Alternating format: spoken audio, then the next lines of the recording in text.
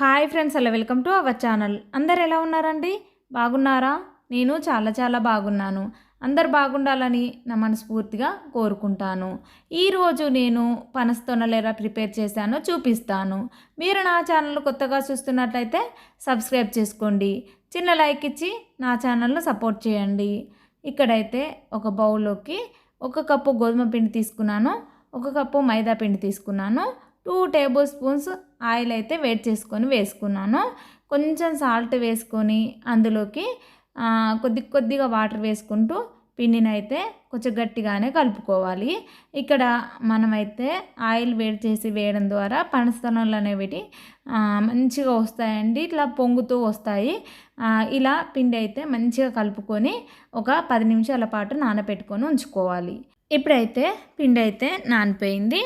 నానిన తర్వాత దీన్నైతే కొద్దిగా పిండిని తీసుకుంటూ చిన్న చిన్న ఉండలాగా చేసుకోవాలండి. ఇలా మనం అన్నీ ఒకేసారి చేసి పెట్టుకోవాలి. ఎందుకంటే మనం స్టవ్ వెలిగించుకున్న తర్వాత పని అయితే ఫాస్ట్గా కాదండి. అందుకోసమని ముందుగానే ఇలా చిన్న చిన్న ఉండలు చేసుకొని దీన్నైతే చిన్న చిన్నగా పూరి సైజులో ఒత్తుకోవాలండి. ఎందుకంటే మనం పెద్దగా ఒత్తుకున్నాం అనుకోండి, పనస్తనులు అనేటివి చాలా పొడవుగా వస్తాయి. మనం డీప్ ఫ్రై చేసేటప్పుడు అయితే అందులో అయితే పట్టవండి వేసినప్పుడు. అందుకోసమే ఇలా చిన్న చిన్నగా ఉండాలి చేసుకుంటూ మంచిగా పూరిలాగా ఒత్తుకోవాలండి. చూడండి, ఇక్కడైతే ఉండలు చేయడం కంప్లీట్ అయింది. ఇప్పుడైతే పూరిలాగా ఒత్తుకుందామండి. కొంచెం పిండి వేసుకొని దానిపై ఒక ఉండ పెట్టుకొని ఇలా మంచిగా పూరిలాగా నొక్కోవాలండి. పిండి అనేది పొడి పిండి కొంచెం ఎక్కువనే వేసుకోవాలండి. ఎందుకంటే మనం చేసిన తర్వాత అయితే మంచిగా ఈ పిండి వేయడం ద్వారా పనస్తోనలు అనేటివి విచ్చుకొని వస్తాయండి మనం ఆయిల్లో డీప్ ఫ్రై చేసేటప్పుడు. అందుకోసమనే కొంచెం పిండి వేసుకుంటూ ఇలా పూరిలాగానైతే నొక్కొని పెట్టుకోవాలండి. ఇవి కూడా అన్నీ ఒకేసారి చేసి పెట్టుకోవాలండి. ఇక్కడైతే చూడండి, నేనైతే మొత్తం ఒకేసారి చేసి పెట్టుకున్నాను. ఇక్కడైతే ఒక్కొక్కటి తీసుకుంటూ మధ్యలో ఇలా చాక్తో అయితే ఘాట్లు పెట్టుకోవాలండి. అటు సైడు ఇటు సైడు వదిలిపెట్టుకొని మధ్యలో ఇలా కొంచెం గ్యాప్ ఇచ్చుకుంటూ మంచిగా ఇలా పనస్తోనలు అనేది రెడీ చేసుకోవాలండి. సైడ్స్కి అయితే కొంచెం గట్టిగా ప్రెస్ చేసి కొంచెం పిండి తీసేసుకోవాలండి. చూడండి, ఎందుకంటే మనం లూజ్గా పెట్టామనుకోండి మధ్యలోనే విచ్చిపోతాయి. అందుకోసమనే మంచిగా ప్రెస్ చేసుకోవాలండి. ఇలా మొత్తం పనస్తోనలన్నీ రెడీ చేసుకొని ఉంచుకోవాలండి. పనస్తొనలు చుట్టుకునే ముందు ఇలా పిండి అయితే చల్లుకోవాలండి. కొంచెం పొడి పిండి ఎక్కువనే పడుతుందండి, ఎందుకంటే అవి విడిపోకుండా ఉంటాయండి. మనం ఆయిల్లో వేసినప్పుడు అయితే ఈ పొడి పిండి వేయడం ద్వారా మధ్యలోనైతే మంచిగా పువ్వులాగా వస్తాయండి. మీరు కూడా ఎప్పుడైనా ఇలా ట్రై చేసి చూడండి. ఇక్కడైతే పనస్తొనలు అనేవి రెడీ అయ్యాయండి. స్టవ్ వెలిగించుకొని స్టవ్ పై ఒక బాండి పెట్టుకొని అందులోకి డీప్ ఫ్రై సరిపడా ఆయిల్ వేసుకోవాలి. ఆయిల్ వేడైన తర్వాత ఇలా పనస్తొనలను అయితే వేసుకోవాలండి. చూడండి, మనం వేయగానే ఎలా పొంగుతున్నాయో. మనం పిండి కొద్దిగా పొడి పిండి ఎక్కువ వేసామనుకోండి ఇలా విచ్చుకుంటాయండి ఆయిల్లో వేయగానే. వీటిని అయితే కొద్దిగా కదుపుకుంటూ అటు ఇటు గోల్డెన్ బ్రౌన్ కలర్ వచ్చేంత వరకు వేయించుకోవాలండి. ఇవి వేగిన తర్వాత వీటిని అయితే ఒక ప్లేట్లోకి తీసుకుంటే సరిపోతుందండి. చూడండి, ఇలా మంచి కలర్ వచ్చాయి కదా, మంచిగా ఇలా పొంగాయి కదా, వీటిని అయితే తీసుకోవాలండి.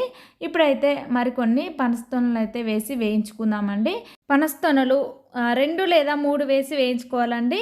అట్లయితే మంచిగా పొంగుతాయండి. మనం ఎక్కువ వేసామనుకోండి ఒకదానిపై ఒకటి పడుతుంది కాబట్టి అవి కొంచెం వేగడానికి టైం తీసుకుంటుంది. అవి కూడా ఒకదానిపై ఒకటి ప్రెస్ అవుతూ ఉంటాయండి. అందుకోసమనే ఇలా విడివిడిగా మంచిగా వేసుకుంటే మంచిగా పొంగుతాయండి. ఇలా వేసుకున్న తర్వాత వీటిని అయితే కొంచెం గోల్డెన్ బ్రౌన్ కలర్ వచ్చేంత వరకు వేయించుకొని వీటిని అయితే ఒక ప్లేట్లోకి తీసుకోవాలండి. ఇప్పుడైతే మొత్తం పనస్తొనలన్నింటినీ ఇలా వేయించుకోవాలండి.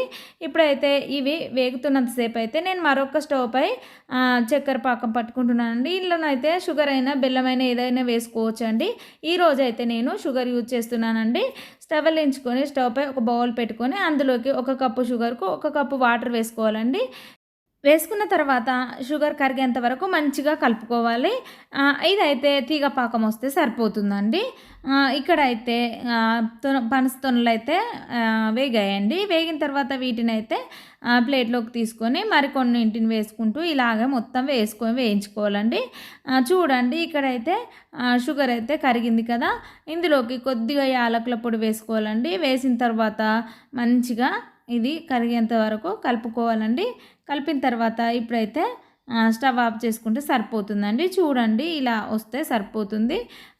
ఇక్కడైతే పనస్తోనలు మొత్తం వేసుకోవడం అయిపోయింది. వీటిని అయితే ఇక్కడ స్టవ్ ఆఫ్ చేసుకొని ఈ బౌల్ దింపుకొని కిందికి ఇందులోనైతే ఒక్కొక్కటి వేసుకుంటూ లేదా రెండైనా వేసుకుంటూ మంచిగా షుగర్ పాకం పట్టించి వీటినైతే ఒక ప్లేట్లోకి తీసుకుంటే సరిపోతుందండి. ఇప్పుడైతే పనస్తోనలు వేడిగానే ఉన్నాయి, షుగర్ పాకం వేడిగానే ఉంది కాబట్టి మంచిగా షుగర్ పాకం అయితే ఫాస్ట్గా పట్టుతుందండి. చూడండి ఇక్కడ వేసుకుంటే ఇలా వేరే ప్లేట్లోకి తీసుకుంటే సరిపోతుందండి. మొత్తం వీటన్నింటిని కూడా ఇలాగ వేసుకొని ఈ ప్లేట్లోకి తీసుకోవాలండి. చూడండి ఇప్పుడైతే ఎంత మంచిగా వచ్చాయో మీరు కూడా ఎప్పుడైనా ఇలా ట్రై చేసి చూడండి. చూడండి ఇక్కడ పనస్తోనలు అనేటివి అన్ని పర్ఫెక్ట్గా వచ్చాయి కదండి. మీరు కూడా ఎప్పుడైనా ఇలా ట్రై చేసి చూడండి.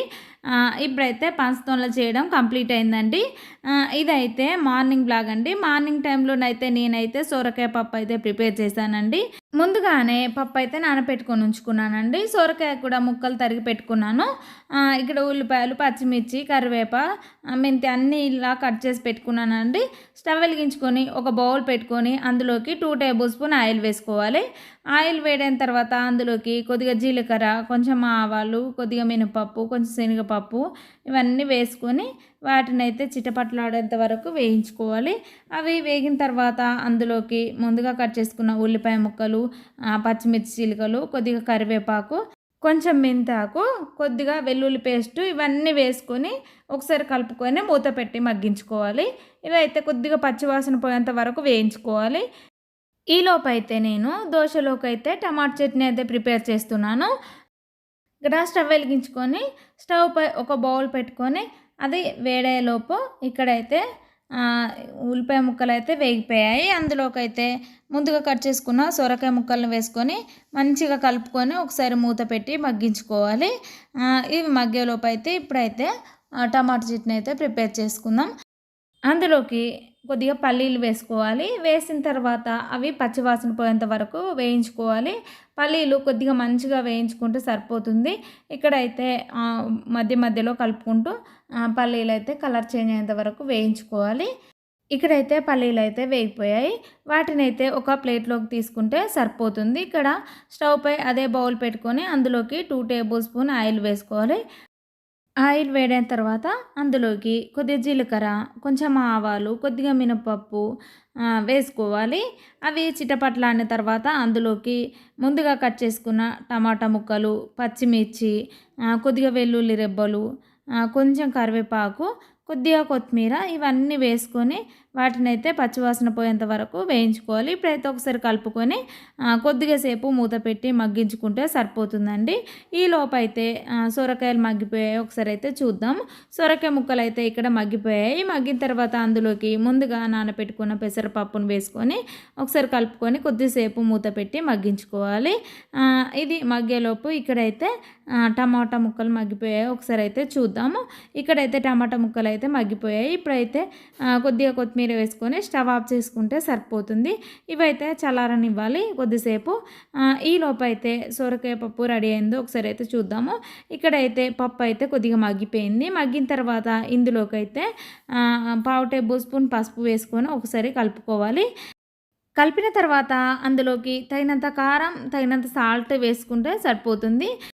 ఇక్కడ కారం కొద్దిగా ఎక్కువనే పడుతుంది సొరకాయలో, ఎందుకంటే వాటర్ క్వాంటిటీ ఎక్కువ ఉంటుంది కాబట్టి కారం ఎక్కువ పడుతుంది. మళ్ళీ అందులో పెసరపప్పు వేసాం కాబట్టి అందుకోసమనే కొద్దిగా సొరకాయ టేస్టు చప్పగా ఉంటే మంచిగా ఉండదు. అందుకోసమని కొంచెం కారం ఎక్కువనే వేసుకోవాలండి. వేసిన తర్వాత అందులోకి తగినంత సాల్ట్ వేసుకొని ఒకసారి కలుపుకొని కొద్దిగా సేపు మూత పెట్టి మగ్గించుకుంటే సరిపోతుంది. కొంచెం మగ్గిన తర్వాత అందులోకి తగినంత వాటర్ వేసుకొని మరొక్కసారి కలుపుకొని ఉడికించుకుంటే సరిపోతుంది. ఇక్కడైతే కొద్దిగా సేపు మూత పెట్టి మగ్గించుకుందాం.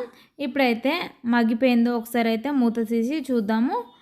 ఇక్కడైతే సొరకాయ పప్పు అయితే మగ్గిపోయింది. మగ్గిన తర్వాత ఇందులో కొద్దిగా కొత్తిమీర వేసుకుంటే ఎంతో టేస్టీగా ఉండే సొరకాయ పప్పు అయితే రెడీ అయింది. ఇంతటితో ఈ వీడియో కంప్లీట్ అయింది. మీకు నా వీడియో నచ్చిందనే అనుకుంటున్నాను. మీకు నా ఛానల్ నచ్చినట్లయితే లైక్ చేయండి, కామెంట్ చేయండి, సబ్స్క్రైబ్ చేయండి.